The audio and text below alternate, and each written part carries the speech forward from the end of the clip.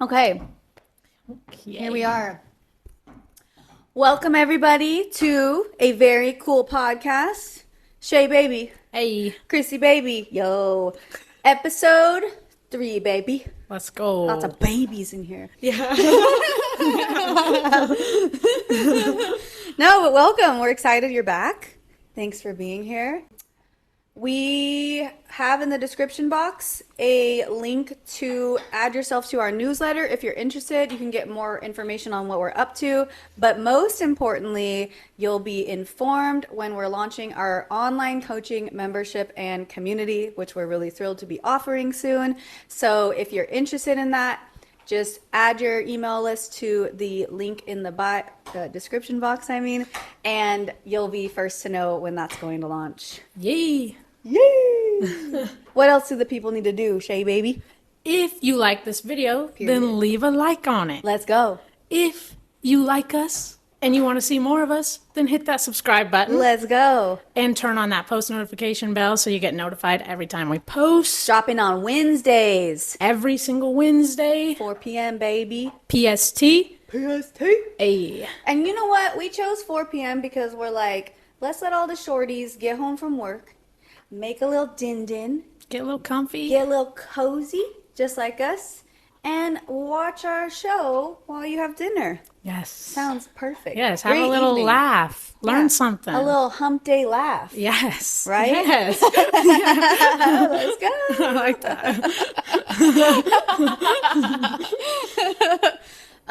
Anything else we need to add there? I thought there was something I thought of and then I forgot. I don't remember. Did I say comment? No. Y'all better comment because you know we be having the funnest segments. Yes, let us know what you guys want to see in the future. Let us know what you liked about the video and didn't like. We want to know your thoughts, All of them. your deepest, darkest secrets, Leave them in the comments. your childhood traumas. Yeah. Let's unpack that shit Yeah. Together. together. Yes.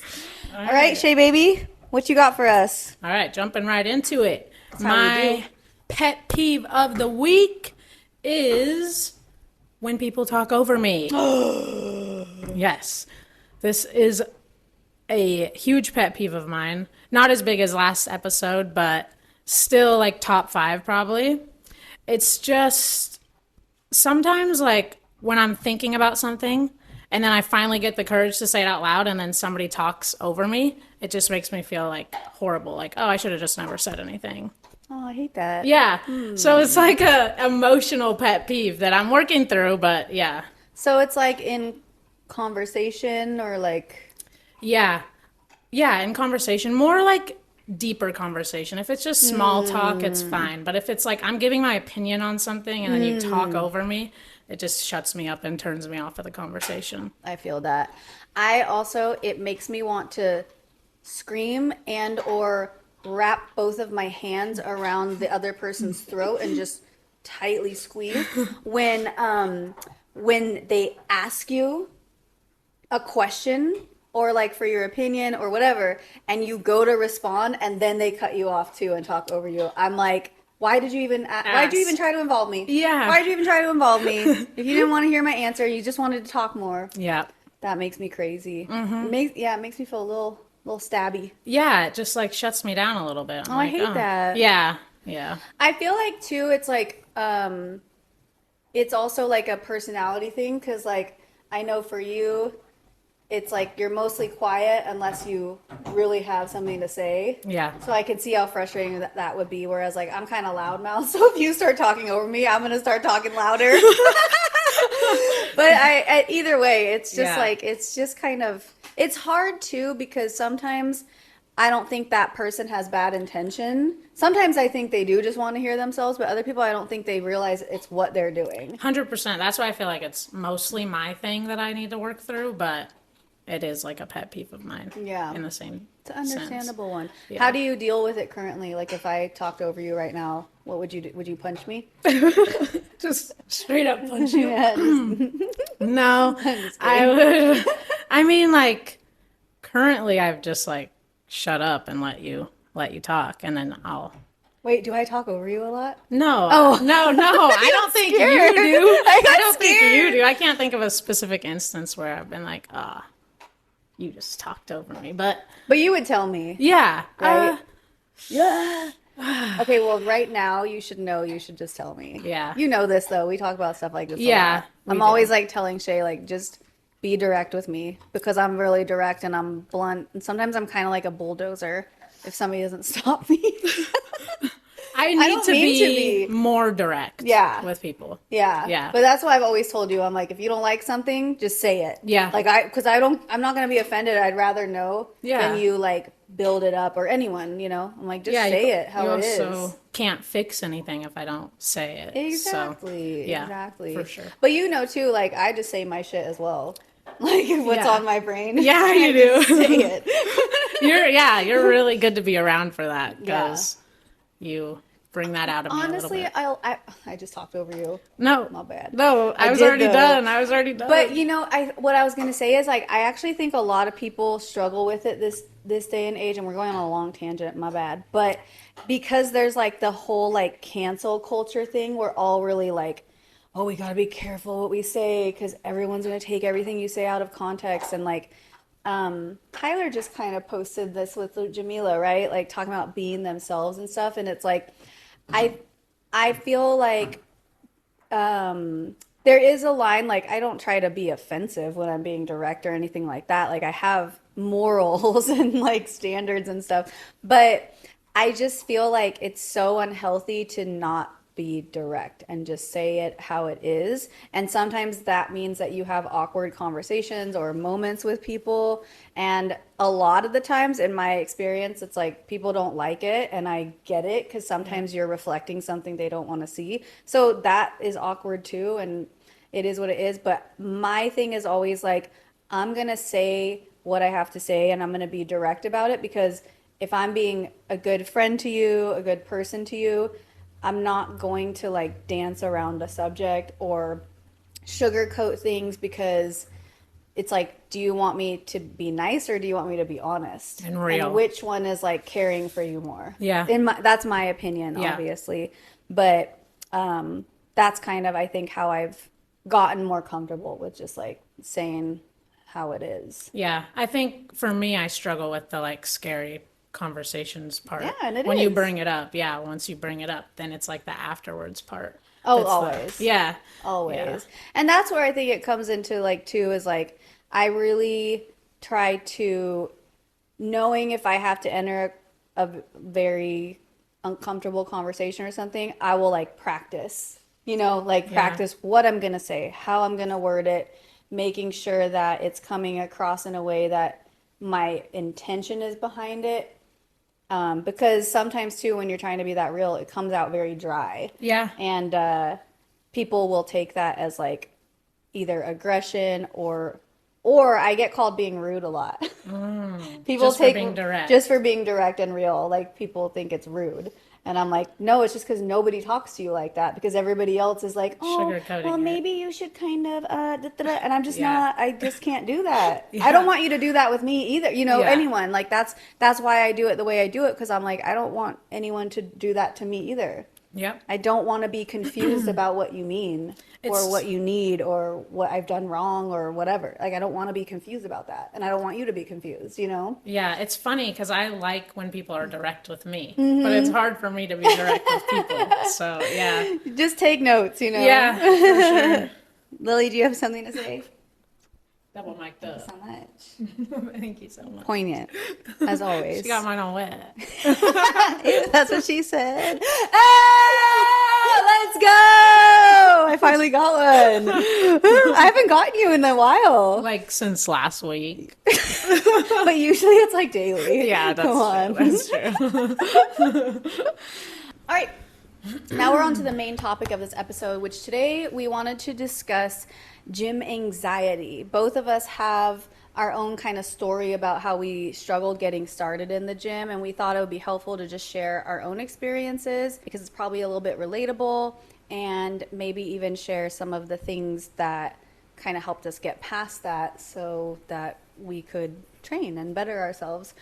So my story around the gym, I feel like it's kind of straightforward and probably pretty common, is I just didn't really ever get a lot of direction when I was playing sports, like as a kid and stuff. I talked to you about this, like in high school and college, we had like weight training days with my sports teams, but I would kind of just like skate by them. I really didn't like them. And a big reason was just because like I didn't know how to lift and there wasn't really anyone to show us. And some of my teammates already kind of knew how to lift and they were just like doing it. And at the time, when I was younger, I just had such an ego around not feeling, or rather, feeling exposed if I wasn't good at something. And I just always, I hated like showing up and not being good at something. So I would try to like avoid those things. And so the gym was very much that thing. And I didn't actually get my first gym membership until I was 32, even though I'd been like an athlete my whole life and played sports and all this stuff. And I never saw myself as like somebody who was going to be like in the gym lifting weights. I actually kind of looked down on it, but a lot of that still came from that ego place of like, I just didn't think it was important, but really it was like I wasn't good at it. Mm-hmm. So I was like, that sucks. Avoid it. Yeah, exactly. What ended up getting me to go to the gym was I got really into handstands and I realized that my glutes were quite weak, and they're such an important muscle in general in your body because it's one of the biggest muscles on your body. But when it comes to posture, whether it's for a handstand or just standing in general, the normal way, your glutes help stabilize your pelvis. And so wherever your pelvis goes, the spine is going to follow. So it's all this big chain. Anyhow, I realized, okay, the fastest way I'm going to get my glutes strong is going to the gym and lifting. Oof. Yes! Yeah. I got the membership and I was definitely nervous still, but I was excited to like, I don't know, just get on this new journey and like take charge and take control of like my body and my goals. And like I mentioned in our first episode with the gym tips, like I took that free training session and I did my research and I went in knowing some of the things I wanted to learn how to do. And I also had told the trainer my goals and why. And so he kind of helped me get started with that. But it wasn't quite enough. And probably just because I hadn't done enough research, I guess, is a good way to describe it, just from like lack of education. So I was still really nervous when I would go to the gym. I would like have a goal in mind, but I didn't know how to get there and I didn't know where to look to put the action plan together, I guess. Mm-hmm. And so I would often like go in and look around, not feel like I could just try stuff out. And so I would just go and handstand train like in the corner. Do what you basically already knew how to do. Exactly. Yeah. Exactly. Falling into that like, oh, I'm good at this, so let me just do this here. Mm-hmm. And what only took me out of that, and it took a few weeks, honestly, of doing that over and over and over again and not getting any closer to any goals that I had. I was fortunate that I had a really good friend who went to the same gym, which was in fact why I joined that gym, because I took her recommendation. And one day I just said, she was somebody I grew up with as well, so we were close, and I just said, hey, like, can you show me some stuff? And she's like, yeah, I'd be happy to. So she kind of took me around and like helped me get more comfortable with different exercises, and then I was kind of able to repeat those for a while. And then without making my story too much longer, over time, I had other coaches take me under their wing and start training me. And that kind of helped build my confidence to the point where then like I could start looking up workouts, trying to figure out form and like self-teach. But I'm telling this story in very condensed. It was over like a couple years for sure. For sure, yeah. For sure. But I guess my biggest takeaway for you advice-wise with that is like, if you're fortunate enough to know somebody who knows how to train, whether they're a coach like us or they just have had lifting as part of their routine, ask them if they'll show you some things, you know, like, because anyone that is a coach or trains and it shows that they train and they've put in that time, they remember what it's like to be a beginner. They're not going to make fun of you. They're going to be down to help you because they're going to be excited that you want to get on the same journey that they know the benefits of and how much it can change your life.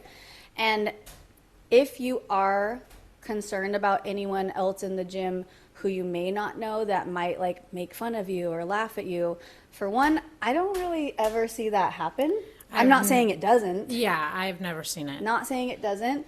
But if they do, literally fuck them. Yeah. Because they're pretending like they were never a beginner and looked like an idiot and made mistakes. And those aren't the kind of people that we're going to care about their opinion anyway, are we? Like, why would we care about their opinion? Yeah, that's their own problem. That's a fake ass bitch. Do you listen to the opinions of fake ass bitches? No. Same. We're not doing that, okay? Yeah. My shorties, we're not doing that. We're too cool for that. Very cool. Very cool. So that's all my piece. I kind of wung that a little bit, but Wung it. I wung it.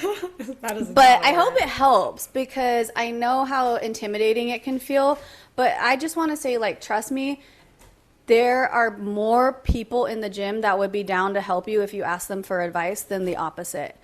It happens to us all the time. I mean, what was it just yesterday? Was that guy Daniel? Is that his name? I forget. He asked her about squatting while we were in the middle of sets and we were resting.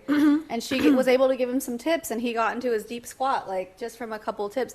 But it's like, you know, like, we don't care if people are going to ask us for a little help on something. Like, anyone wants to help you get better. That's like literally what we do for a living. Right. That's the gym environment too. It's like people bettering themselves. Yep. It's supposed to be judgment free. All right, my turn. Yeah. Okay. Yeah. Just letting you take it. Take it away, my good sis. All right. Let me see, where do I start? Okay. Oh, she has notes. I I told you got a I little wung bit of this. I wung it. Is that a word? Is that a Wingiana. word? No, probably not. Okay. I make up a lot of words, as you know. Yeah, that's true. I shouldn't be surprised. All right. Well, for me, gym anxiety was all internal. It wasn't about what everybody else was doing. It was mostly about being scared to go in the gym and look like a fool. Along with what you said, like, I was just scared to be exposed, like, and not look like I didn't know what I was doing. Because I was used to feeling like I knew what I was doing, especially coming from a sports background. Like, my position was it had a role, and I knew exactly what I was supposed to be doing. So I was super set. But in the gym environment, I had no idea what I was doing. New territory. Yeah. So it was, like, super scary for me. I remember I would, like, walk all the way to the gym from my dorm in college in the pitch black dark at night after I was done studying. I would get there at, like, 8 o'clock at night, and the gym would be packed, and I would just turn around because I was too scared to look like a fool in front of all of those people, which was, you know, not right. But you know what's funny about that? Sorry, I just had the thought is, like, we always think that maybe it's better to go when the gym's, like, quieter, but I feel like you're more noticeable. Yeah, I mean, you definitely stand out. Like, you're the only one lifting. Yeah. Anyway, that was just a thought that popped in my head. It's true, though, because it's louder when there's more people. Like, nobody is actually paying attention to you. No time. Yeah, nobody has time. And we're all focusing on our own lifts at the gym. The only time I'll focus on you is if you come up and ask me a question. But other than that, I'm focused on myself and what I'm doing at the gym. Yeah, let me see what else. Sorry, I told you. Whenever I interrupt Shae when she's like on her throw- story, I throw her off. My bad. No.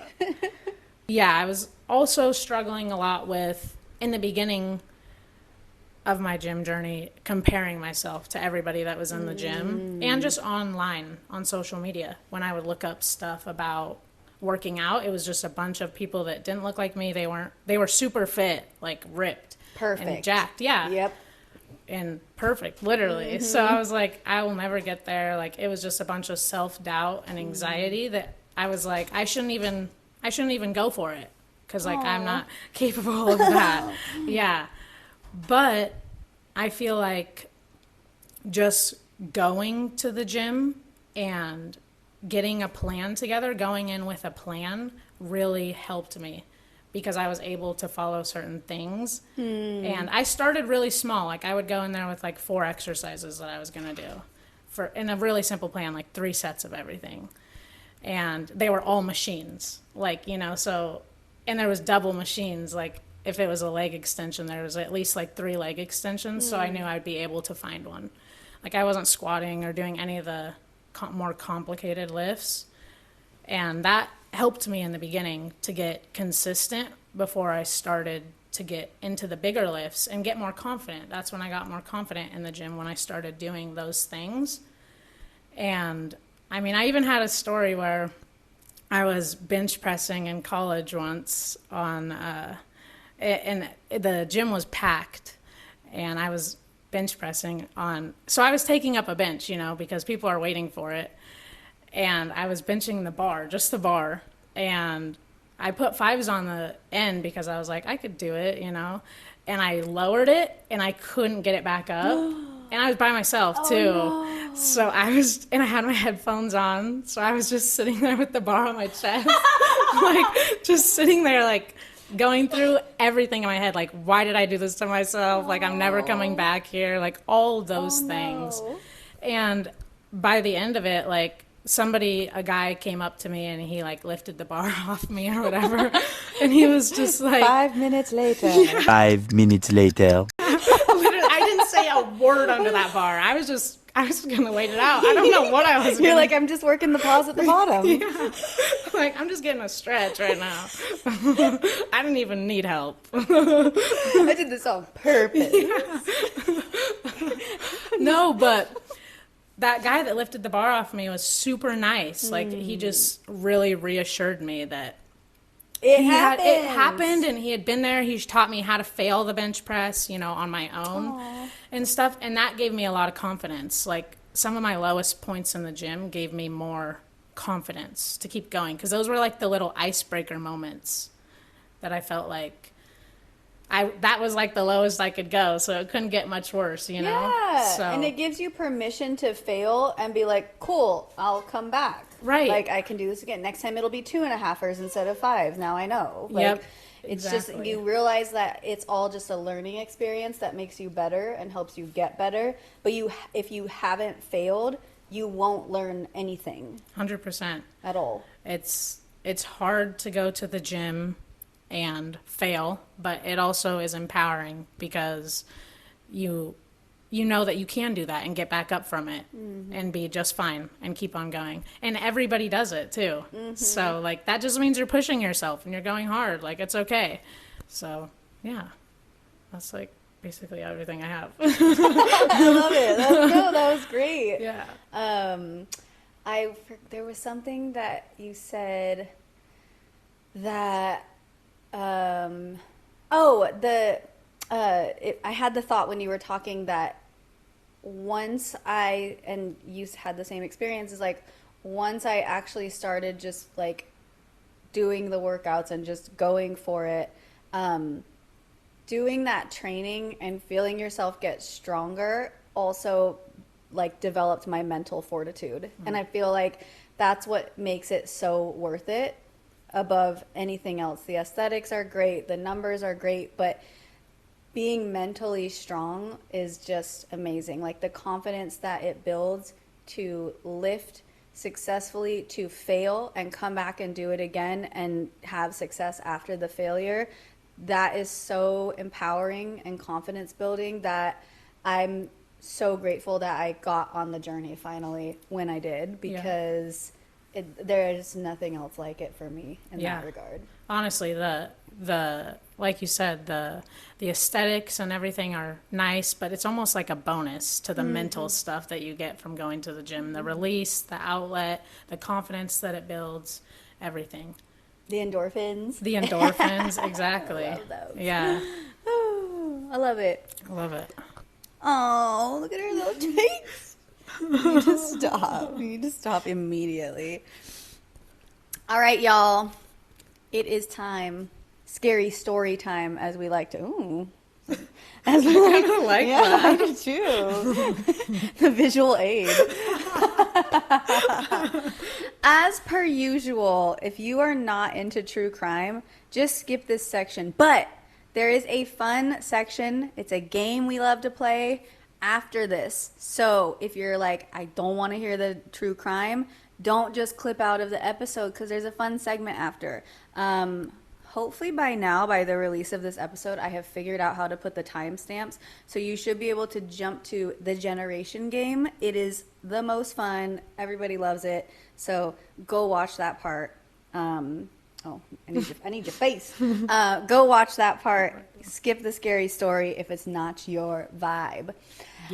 Those of you brave enough to stay, we're going to dive in to the case of Miss Lindsay Clancy. She is the mother that sadly, brutally murdered her 3 children. And this case is highly debatable. It's actually a really crazy one, too, because it's recent. This just happened, I think it was January 24th, 2023. So literally just a year ago. And in fact, she's still on trial for these murders.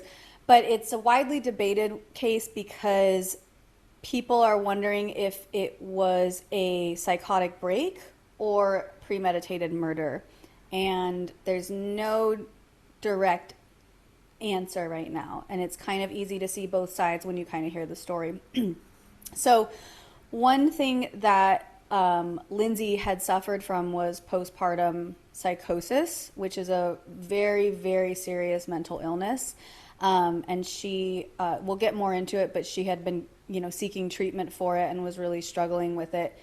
But there's also evidence that kind of points to some of the actions she did, like looking up ways to kill people and looking at the timing of how much time she would have without her husband at the house, kind of points towards premeditated murder. So we're not sure, but we'd love to hear your thoughts once you've heard the whole story.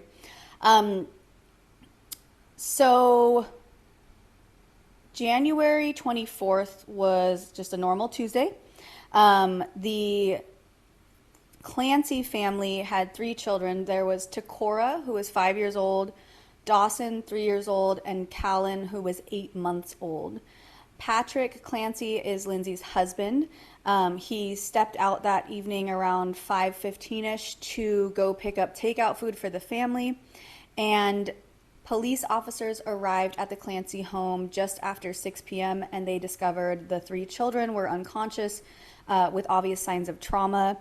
The 2 oldest were pronounced dead at the hospital, and baby Callan actually survived and was flown to Boston Children's Hospital. He was in critical condition and unfortunately succumbed to his injuries just a few days later. Lindsay was found on the ground outside of the house. She had cut her wrists and did she also cut her neck? I think it was just her wrist. Just okay. Yeah. I don't know why I had that in my head.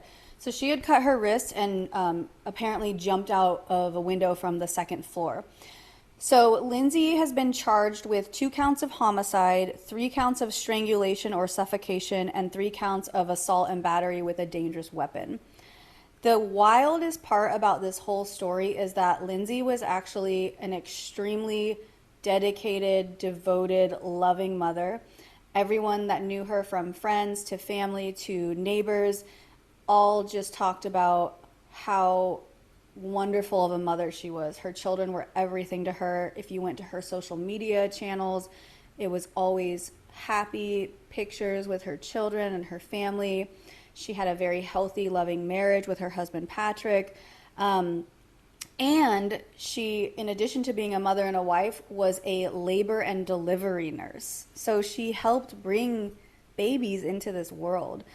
So it's really difficult to understand how someone like her with this kind of life and work could do something like this.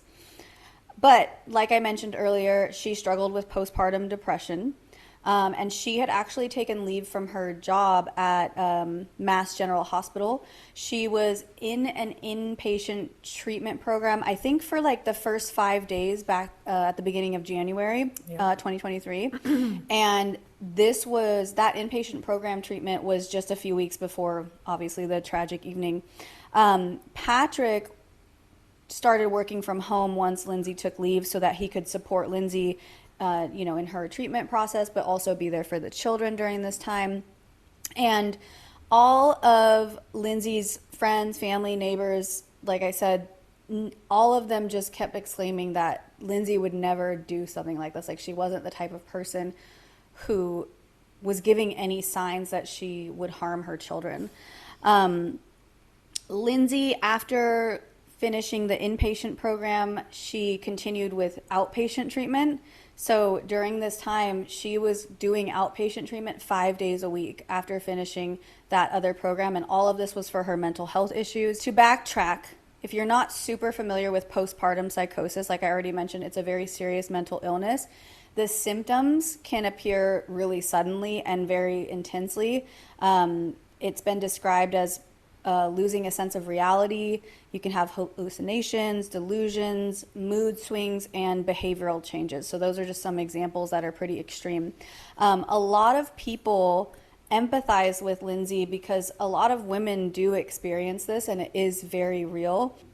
And so the side that stands on that this might have been a psychotic break, they kind of say that maybe criminal charges aren't the answer. Maybe she had this psychotic moment or this psychotic break, and once she's come out of it, she'll realize what she did, that she destroyed her entire family, and that will be enough of a punishment rather than, sitting behind bars. Lindsay had an arraignment hearing, and 4 days before that, her mental state was described by doctors as zombie-like as a result of over-medication. So from October 2022 to January 2023, Lindsay had been prescribed over 12 different medications for her postpartum anxiety. Now, some people argue that it's trial and error to see what actually works. So it's not so crazy that she had been prescribed 12 different medications, and nowhere has it ever been clear that she was taking all 12 at the same time. In fact, Patrick said the most she had ever taken at one point was 4 to 5, and at the time of the murder she was only taking 3. And she always took her prescriptions as they were directed. So she was like on it, she was really trying to deal with her mental illness. Her defense lawyer argued that because of this potential potential over medication. Is that right? It sounds weird. Potential over medication. Yeah. Okay. Anyway, that she can't be held responsible for what happened because it wasn't really her. Some of what she was on, I can't even say all of them, so I'm just going to put them on the screen. You can read through that. Her husband even pled with her doctors at one point, saying, "You're turning her into a zombie." And that was a direct quote. Her husband was never told that he shouldn't leave her alone. And these were all arguments by the defense. Lindsay ended up being paralyzed. Remember, she jumped out the window. She was paralyzed from the waist down as a result of trying to end her life.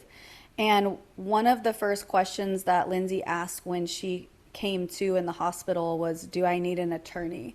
And so the other side has kind of gone wild with that, because why are you coming to having just annihilated your whole family, and the first thing you're asking about is your protection and your, well-being, I guess. Yeah. It also, to the prosecution, they said that it demonstrates that she had the clarity and the mental focus to be thinking about her own rights and interests. And I do agree with the fact that it's very strange to not be like, "Oh my gosh, what happened to my children?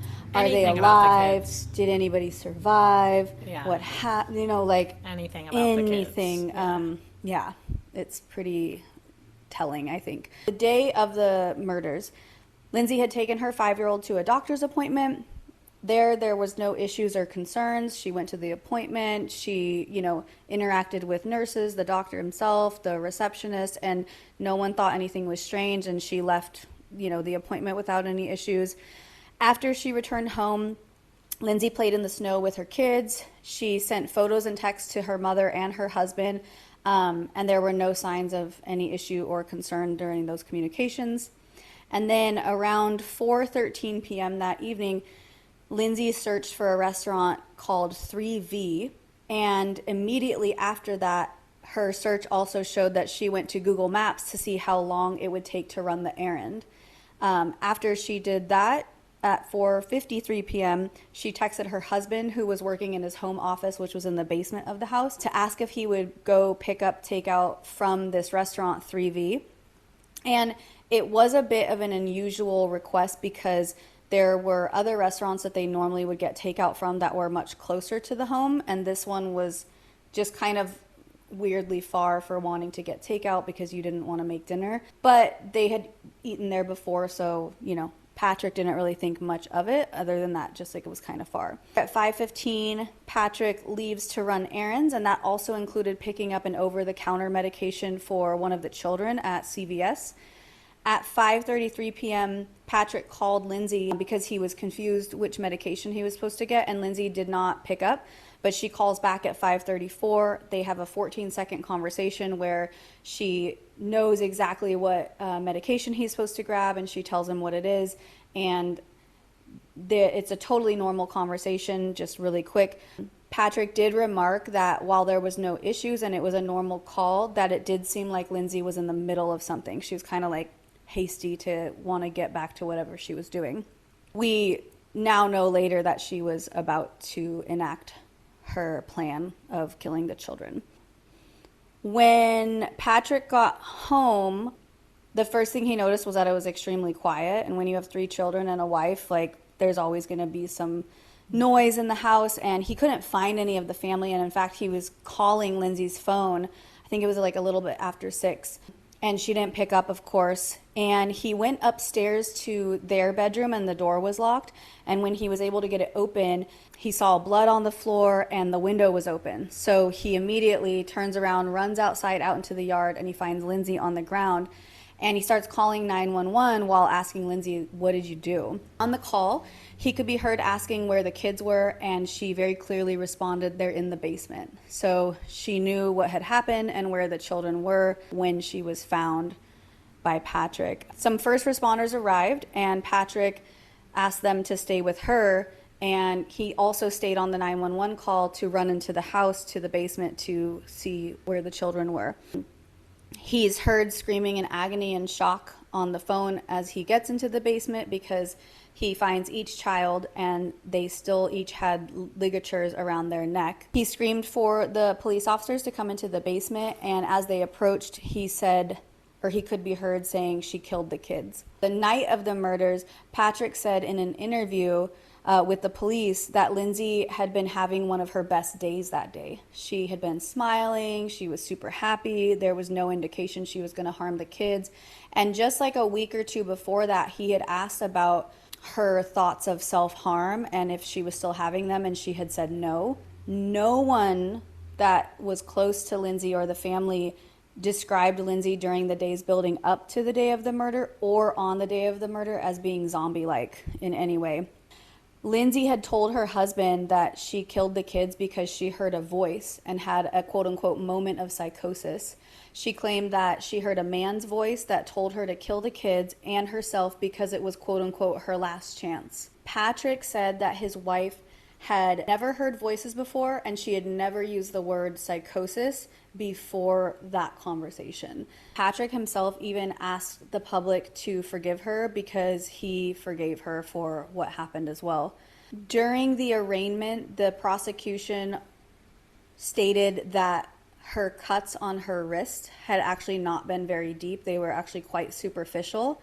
And from the investigation, the way the window was left and the blood stains moving down the shingles, it didn't actually prove that she had actually like jumped or hurled herself from the window, but rather that she actually slid down. That kind of leaves to question how intent she was on trying to end her own life. Maybe she was trying to make it look like that to, I don't know, just pack her story of this psychotic break better. I don't know. That's like the only reason she could be doing that, I feel like. You think so? Yeah.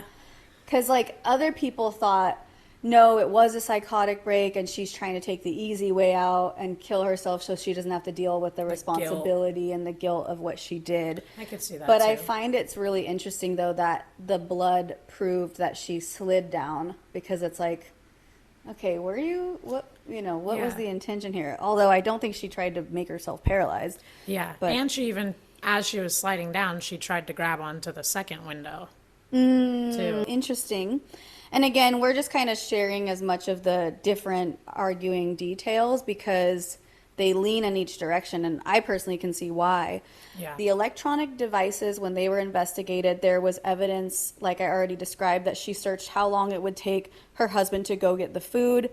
And that comes across as she was figuring out how much time she might have to execute these murders. Patrick had also called to confirm, like I said, about the medication, and he remarked that she seemed strangely urgent. Remember, we were talking about it sounded to him like she was in the middle of something. And right after she got off that call was when she enacted the murders. So it kind of adds up to why she was being a little odd on the phone. She had also confided in a close friend about her thoughts of harming her children and herself. And that same friend had had them over for dinner just 2 days before the murders, but everything appeared to be completely normal. And I just thought that was really interesting because she shared that with the friend. They go over for dinner, everything seems fine. And 2 days later, she, does this horrific act on her family.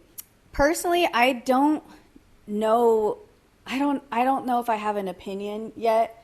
I feel like, Of either way. yeah, because again, I understand that postpartum depression is such a challenging and very serious mental disorder, and I don't know a lot about the psychosis part, but obviously like somebody who has psychosis can have a psychotic break. I don't know, there's a lot though, like with the searches and stuff, it just seems it's weird. There was something else I forgot to mention, was that she researched like ways to kill people, and I think there could be argument that maybe she was thinking about it, maybe that aligned with her thoughts of self-harm, because she very much had that and she expressed that, and part of her treatment was to treat with the fact that she had suicidal thoughts.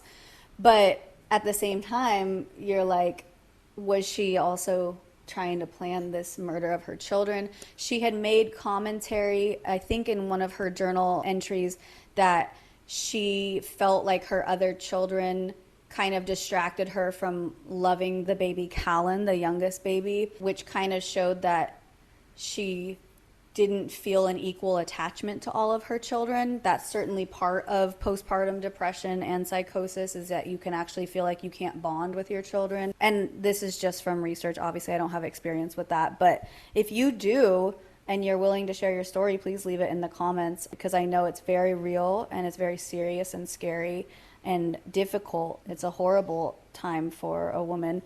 Do you have any closing thoughts or anything else you wanted to discuss with this case? Yeah, I don't know if I'm either way. Yeah. Like that it was premeditated or that it was a psychotic break. Obviously, more and more is coming out on it and stuff, and she's still on trial. Mm-hmm.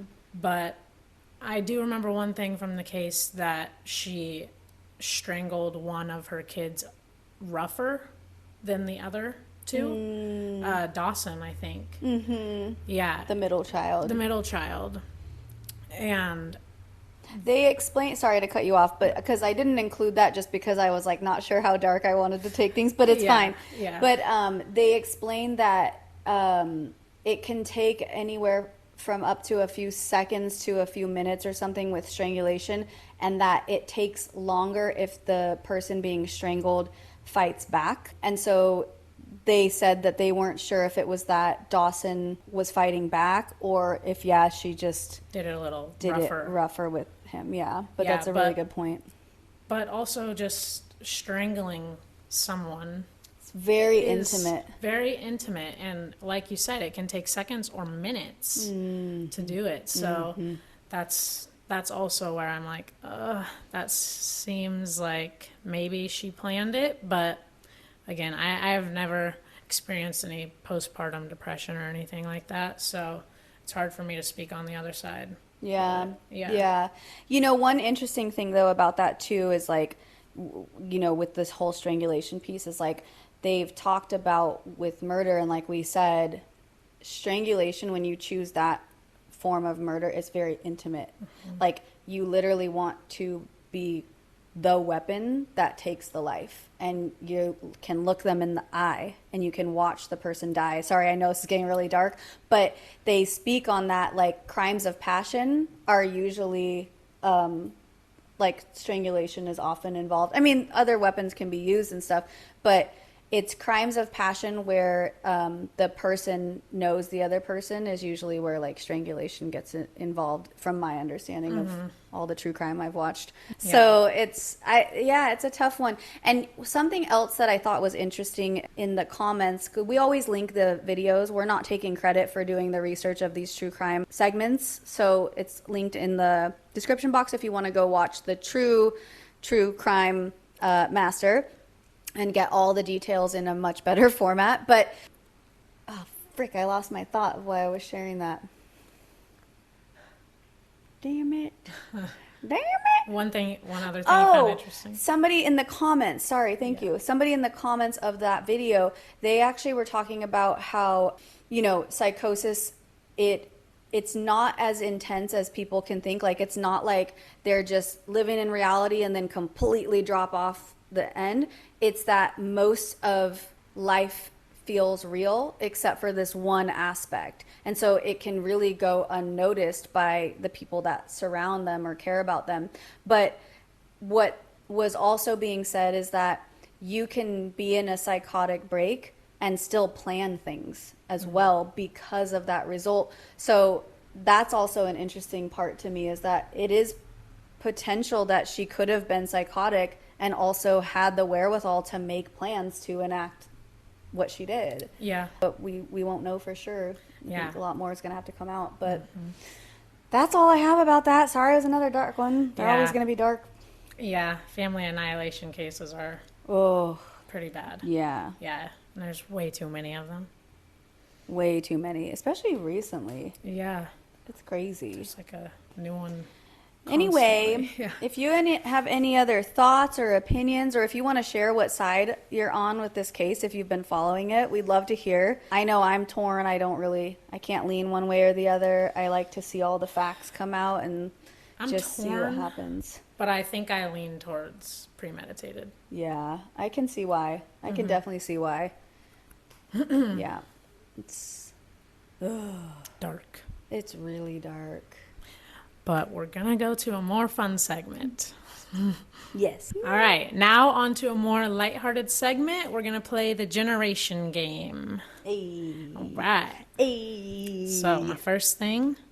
Wait, sorry, because it's still new. So the reason that we're playing this game is because I'm 22 and I come from Gen Z, and Christy's 39 and she comes from the millennial generation. What up? So we grew up with a lot of different stuff. So it's kind of fun to see if she can guess what these things are that I'm going to show her. All right. So I'm going to start with an image. There's two images that I'm going to show you. And we'll put them on the screen so you can see them too. Yep. I'm going to show you one, and then if you don't know, whatever. I'll show you the next one, and I want you to guess, you can either guess the name of the game or where they came from. So both images are for the go together? Yeah. Okay. Oh, gosh. I have no idea. No idea? Okay. I don't even, it's just like a bunch of squares. I'm not even going to explain it yet. Just a bunch of squares and a, okay. Is that fire and squirt? Fire, yeah. Your nicknames?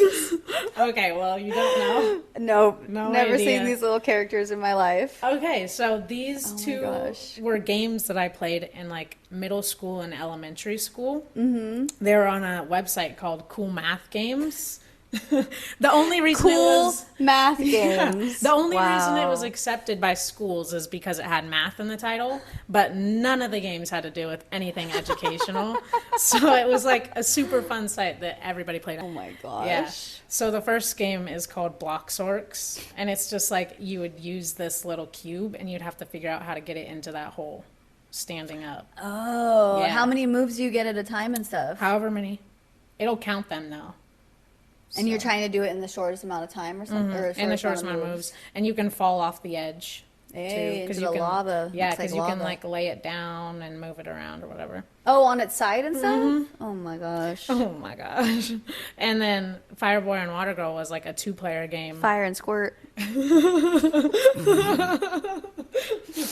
My 2 personalities playing a game. Oh my gosh. I'm definitely going to edit in the clip where you talked about your nicknames. Do people give themselves nicknames? No. Yeah. Something you go Name by. one person that's given themselves a nickname. Me. What is it? I used to go by Fire. And then Squirt. Wait. Like the soda. Go ahead. Yeah, but that's all they were. They were But just wait, like, what they do?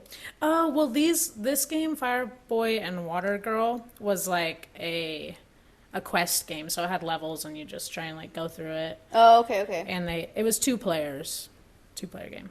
You could you could play it 1 Did player. they fight each other? No, they were on the Okay. same team. That's weird. It's a weird team. Fire and water? Yeah. Well, you could literally solve any problem. Think about it. Like, if there's a fire in the middle of the pit that you need to get across, Water Girl would, like, put it out.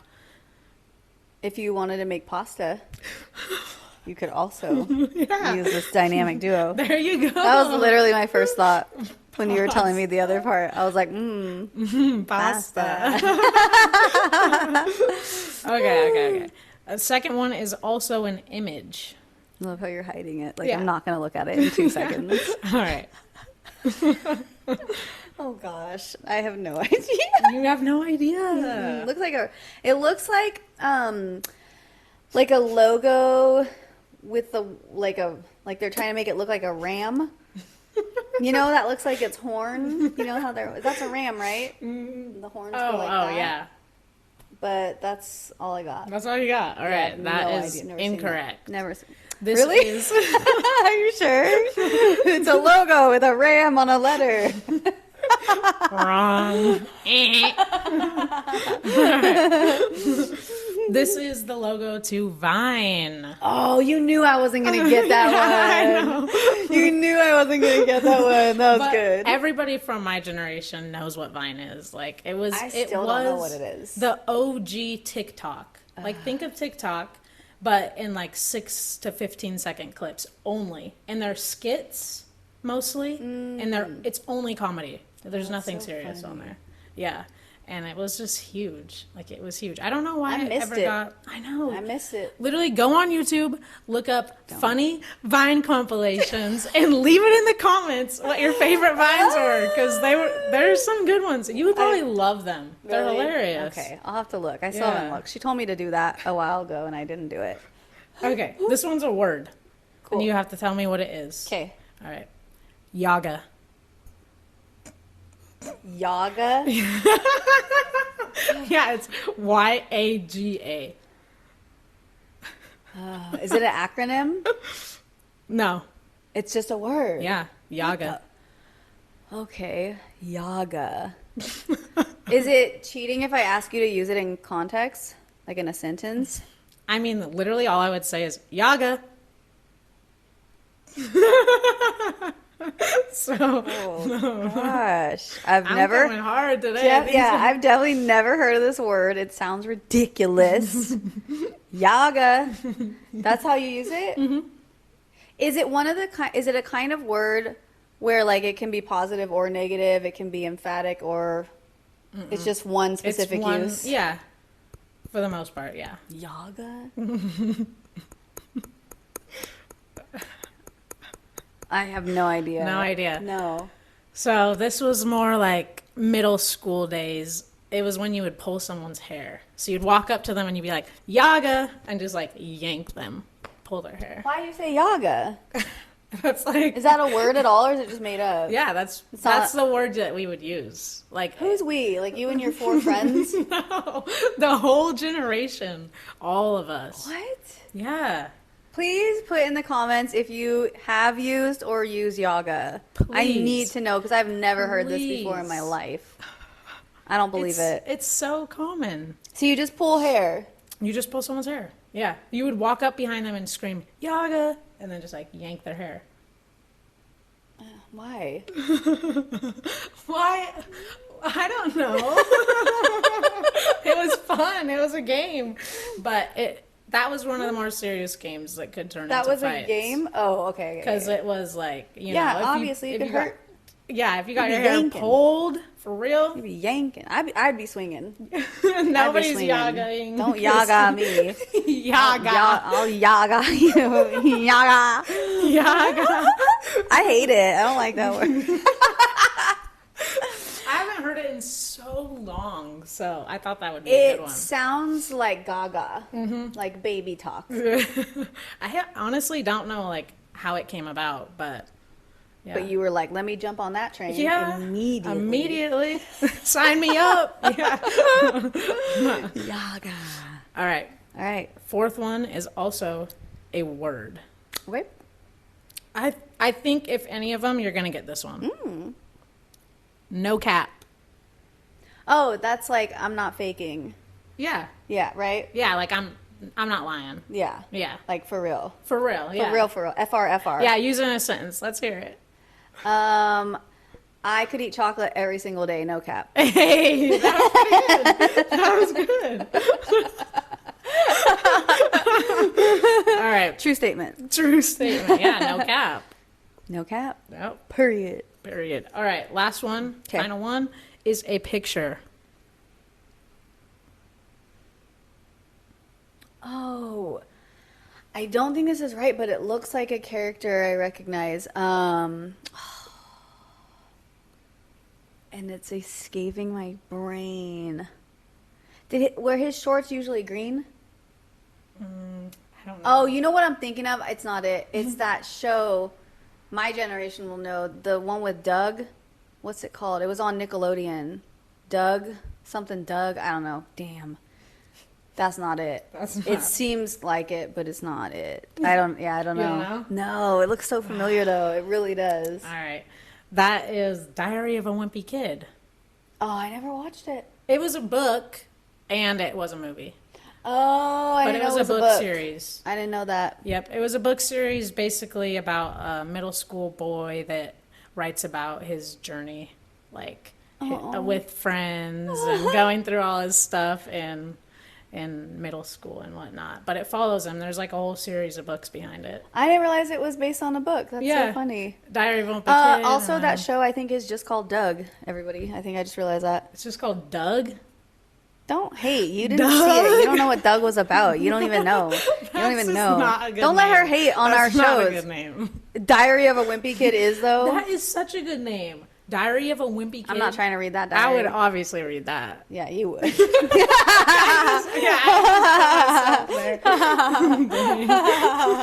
You're like relatable. Relatable. No, I'm just kidding. Oh, that's funny. Yeah, I think it was just called Doug. I don't know. I'm gonna look it up. I'll show you. But Diary of a Wimpy Kid. Yeah, I didn't realize it was a series of books. Did you Yeah. get them when you were a kid? Oh yeah, I had every book. And What I was watched like the one of your movie. favorite stories from it? Oh gosh, Pick one. you think just off the top of your head?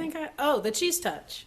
Talk about it. You don't know the Cheese Touch? Girl, I just told you I didn't even know it was a series of books. How am I gonna know the Cheese Touch? Okay, so there was this moldy piece Ew. of cheese out on the basketball court where they were, and anybody that like came in contact with the piece of cheese had the cheese touch. And so like you Had mold. yeah, basically it was kind of a mean idea, but you'd kind of avoid that kid that had the cheese touch. Well, clearly. Yeah. 'Cause they've got mold now. They have mold issues. But then if he touched you, now you have the cheese touch. So it was a game also, but once you had and it also circulated at my elementary school. The game? Yeah. Where you leave the cheese? Nobody had the cheese, but somebody had the cheese touch. What? How do you get the cheese touch when there's no cheese? You pick a kid. It was not a nice game. So you just pick a kid to make fun of, and then I you're like, don't- nobody touch that kid? That's mean. Y'all are I don't mean. know. I don't know. Y'all are mean. I don't know about that. You just said you played it all the time. Don't I wasn't. don't I wasn't- backtrack. No. I wasn't part of picking the kid. In fact, I even was one of the kids with the cheese touch. But not anymore. Okay. Not anymore. I'm cleared. Let's just be done with this segment.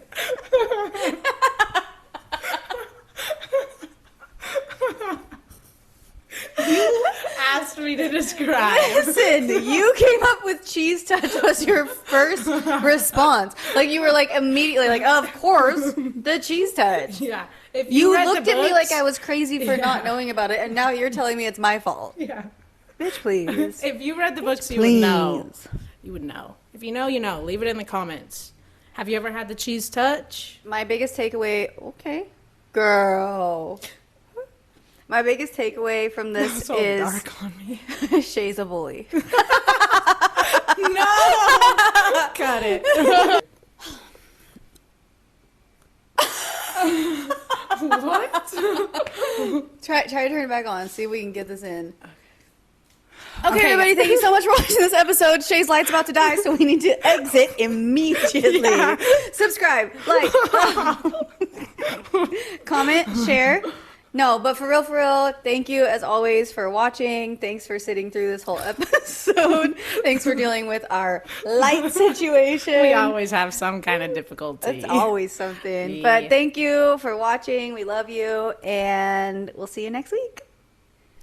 Bye. Peace. Whoa, almost fell.